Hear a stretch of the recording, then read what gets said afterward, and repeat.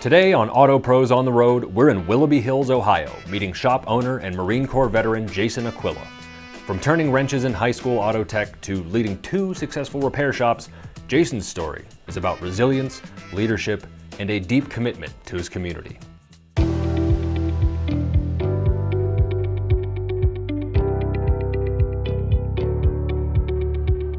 My name is Jason Aquila, and I'm currently sitting in my shop at Willoughby Hills, and it's called Willoughby Hills Auto Repair. And I also own a shop in Chesterton called Chesterton Auto Repair. I've owned this shop since 2017, and I bought Chesterton in 2023, both in October, surprisingly. So October is a great month for me. I worked for a chain, a family-owned chain, for a very long time. I started in the late 90s, and then in 2008, my wife was pregnant with our first daughter, and I decided that, working a lot of hours was something that I didn't really want to do. So I actually went to my buddy that owns a NAPA store. He actually owned 2 at the time, and I was able to become his outside salesman.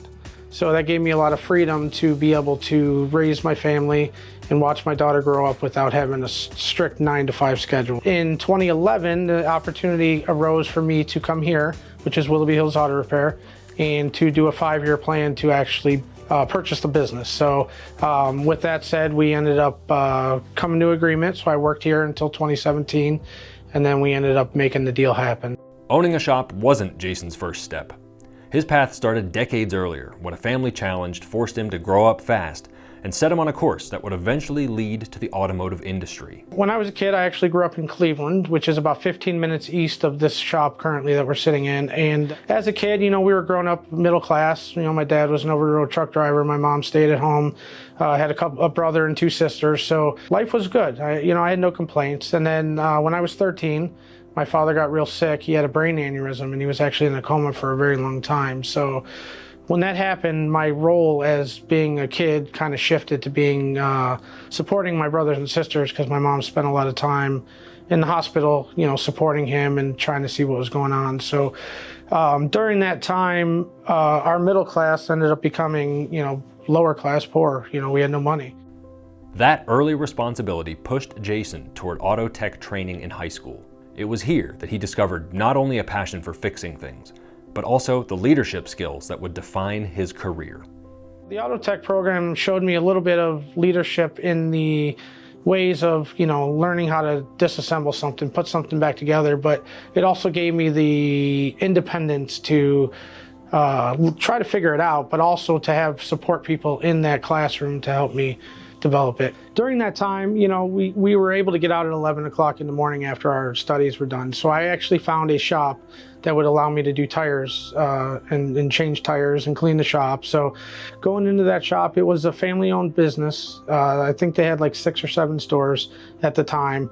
And then, so I would go in there, and the manager there, actually, he's a very good mentor, very good friend of mine.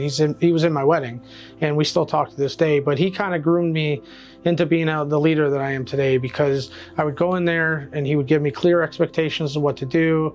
He would teach me how to change tires. He would teach me how to clean. He was the father figure that I may not have had once my father started getting sick. So to this day, there's a lot of stuff that I do in my leadership skills that I owe to him.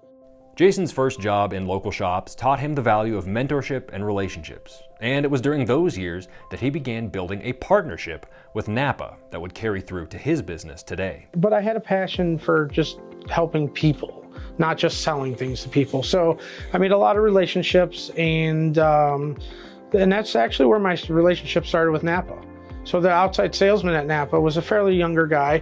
His parents owned the NAPA store, so he was out there, trying to make a name for himself, and not just because it's my family business. So him and I got really, really close, and we're able to start hosting some trainings and just do some different things to be able to advance our careers and learning just more about the industry, but just learning more about how people tick and everything. So it was a cool thing, and then that company got bought out by a corporation from another state, and I stayed there for about a year, and then I realized that I was missing the family aspect of employment. So I went to another shop that was a family-owned shop, and they actually had, I think, almost 30 stores at the time. And it was a very nice shop. I had a lot of success there. So I started there as a service writer, and I moved up to a store manager. And then when I left there, I ended up running 3 of their locations. And that was when it was 2008, and my daughter was getting, we found out we were gonna have a daughter. And I'm like, you know what, I'm putting in a lot of hours, and it's time to look at a different career path. So I reached out to my buddy, which now owned the NAPA stores. His parents retired, and so he brought me on board as the outside salesman. So I started there in 2008, and I was the outside salesman for 2 of his locations. And then I ended up becoming the general manager of both of his locations. So in 2011, the opportunity to come here at Willoughby Hills Auto Repair to buy it. But I didn't want to buy it until I actually ran it and built the customer base and relationships up. So we had the deal, and then in 2017, I signed the papers, and then this business became mine. Jason's journey also took him into the Marine Corps, where he learned the discipline and decision-making skills he still relies on. Skills that now guide his employees and ensure every customer drives away safely. Joining the Marine Corps, it instilled a lot of values in me. It instilled the leadership, the confidence, gave me better communication skills. And what that allowed me to do today is to be able to run 2 locations, 20 employees, 300 plus customers a month. Those decisions need to be made quickly. You can't sit on decisions, you can't ponder on decisions that need to be made. But the good thing is being in a leadership position in the Marine Corps showed me what a good leader is. So coming out in the civilian world, I was able to find good leaders to run my companies. To this day, I have 2 managers, 1 in each location, and they don't need me to sit in the store every day. It didn't happen overnight. These managers get extensive training.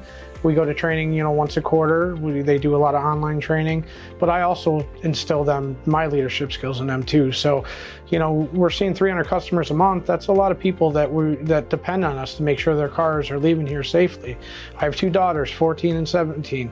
My one's driving, and I got to make sure that her car's safe on the road, just like I got to make sure the customers' cars are safe on the road.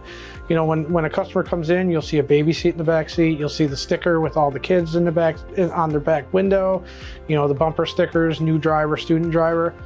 Those are the responsibility. Those are the lives that we touch every day. That we need to make sure that we're doing the best that we can to make sure their car is safe and they get to point A to point B safely.